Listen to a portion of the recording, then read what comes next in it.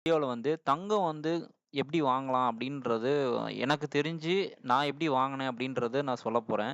என்ன அப்படின்னா, நான் வாங்கும்போது ஒரு 1 மந்த் பிஃபோர் தங்கம் வந்து நான் வாங்குனேன். அப்ப பார்த்தீங்கன்னா, ரூ. 13,300 தான் இருந்தது. பட்ஜெட் அனௌன்ஸ் பண்ண அடுத்த நாளு.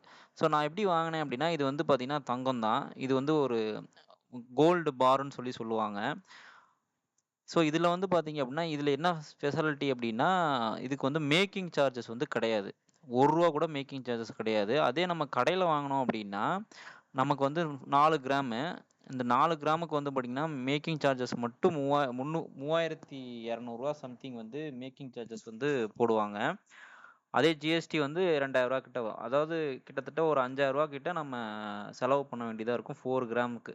அதே நம்ம இது போனோம் அப்டின்னா, மேக்கிங் சார்ஜஸ் வந்து எதுவுமே கிடையாது.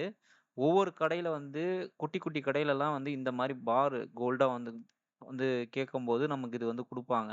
இது 1 கிராம்ல இருந்தே வந்து நம்மகிட்ட இருக்கு. இது நான் 3 கிராம் வந்து இது வந்து நான் வாங்குனேன். ஸோ இதுக்கு வந்து மேக்கிங் சார்ஜஸ் எதுவும் கிடையாது. ஒரு சில கடையில ஜிஎஸ்டி வச்சிருப்பாங்க. ஒரு சில கடையில ஜிஎஸ்டி வச்சிருக்க மாட்டாங்க. ஸோ அப்படி வச்சிருக்கல அப்படின்னா நமக்கு வந்து லாபம் தான். ஸோ இந்த மாரி நீங்க ட்ரை பண்ணி பார்த்தீங்க அப்படின்னா, உங்களால வந்து கொஞ்சம் அமௌண்ட் வந்து ஆ சேவ் பண்ணி கோல்டாவே வந்து வாங்கிக்க முடியும்.